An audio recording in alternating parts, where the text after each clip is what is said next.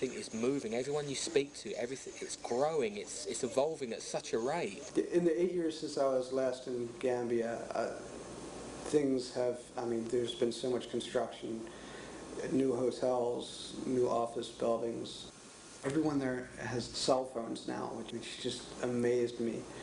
The extraordinary growth over the last 10 years is the result of the Gambian Master Development Plan, Vision 2020, and the close collaboration between private enterprise, NGOs, and the government. As a leader, you're just like a pilot. You must have to have a flight path. And so Vision 2020 is the blueprint of what we want to achieve as a country. With an eye to a peaceful and prosperous future, the Gambia is in the midst of an unprecedented transformation. It opens its doors to the international community. Welcome to the Gambia, the land of peace, the land of hope, and the land of hospitality. Above all, this tiny nation's greatest resource is its gracious people. We have a lot of assets that we're proud of. We are happy people. We are emotionally, socially very stable. I've served in 6 or 7 countries throughout my career, and the Gambians are by far the people who are the most naturally nice. In the Gambia, every smile is genuine. That is why we call the Smiling Coast. Just walking down the street, you can start up a conversation with somebody about anything.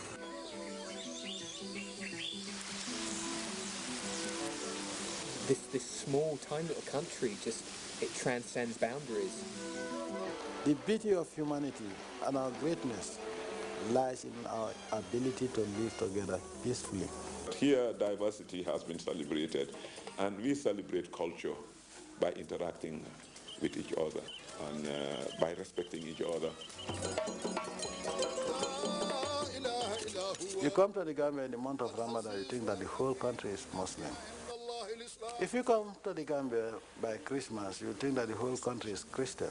We thank you for the peace we have in our nation that made it possible for us to gather and for us to move in progress and development.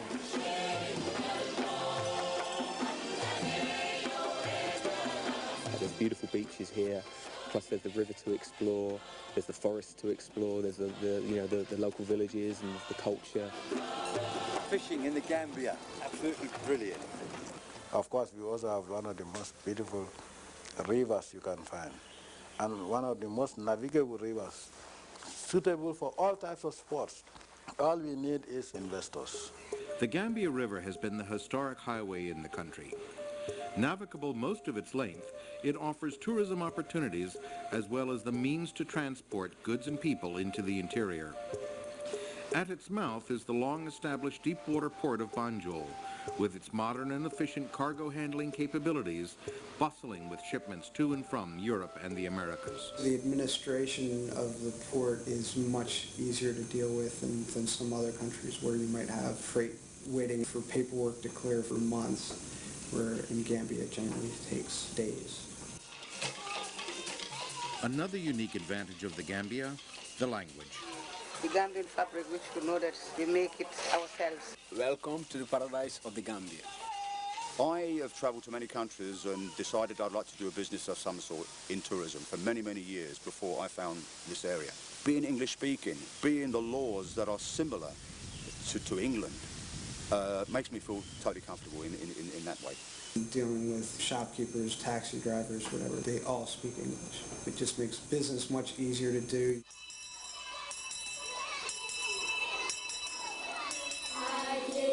In the Gambia, nearly all children of school age now attend class. For adults, vocational training abounds, and the University of the Gambia offers advanced studies in economics and management. They love to learn, they love any kind of external stimuli that they get a chance to kind of be part of. They want to know, and you don't get that in Europe or America. Demonstrate on how to send. Our first batch, we had 13 students that were registered, and now we get a minimum of 50 each time it goes out. In fact, we have to turn people away. They have a want to learn it, and I think if that desire is there, then people are going to learn anything. So people come in, they have a big desire to learn it, and they really work hard at it, and they follow the instructors, and they get it. We are doing quite a lot in the education sector to ensure that there is availability of skilled labor.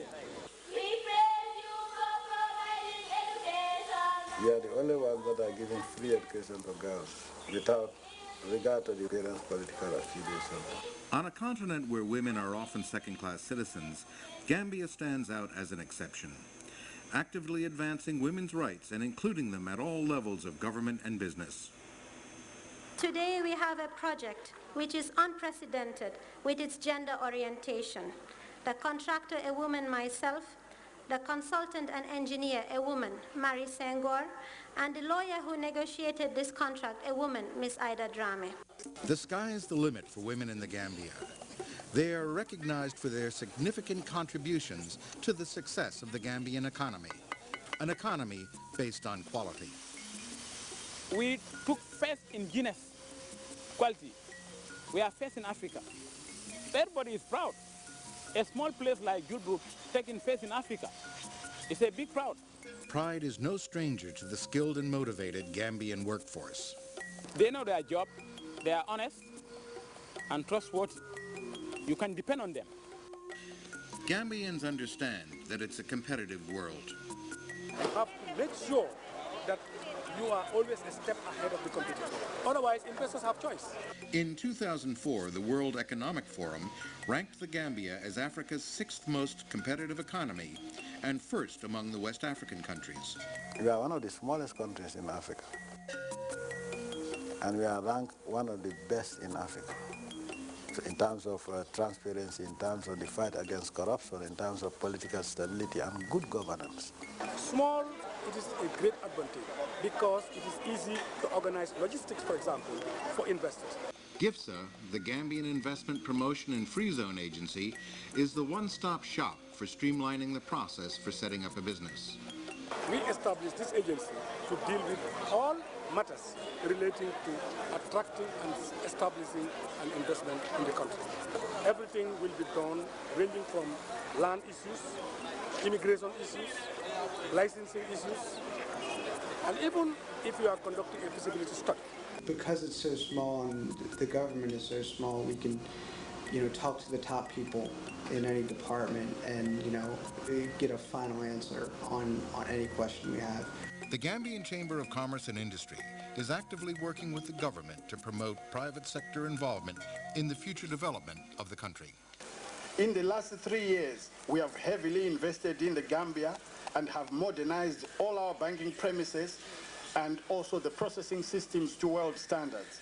It's easy to provide backup infrastructure service for investment.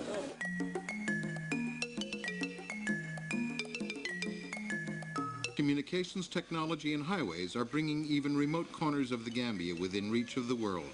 The infrastructure all around here is growing.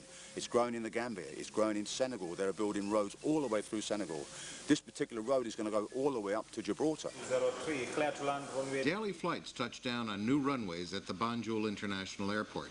Banjul is one of the most modern and well-equipped airports in Africa. Within the sub-region, we have the longest runway. So that's why NASA is using it as their landing site. There are certain countries, you have to drive 1,000 kilometers from the hinterland to access certain facilities. That is not the case with Gambia. Modernization is everywhere. Cell phones and cyber cafes are just a few of the signs of a country wired for business. The growth in IT in this country puts us in touch with the world and opens up all those horizons for us. From any computer terminal, whether in your house or whether in a cyber cafe, you can get information, whether it's for education, personal, whatever. From vocational skills to healthcare, education, and farming, NGO involvement in developing the country is invaluable. The government has created the enabling environment as well to encourage organizations from the outside to come and participate in national development. We have reached a point where communities quite clearly know what their needs are. Okay, so the shift is about the communities taking a central role in articulating their own needs and taking center stage in addressing those needs. You can have resources, you can have natural resources in abundance, but if you don't have a committed leadership and a dedicated people, you cannot get anywhere. This, I think, is our greatest strength.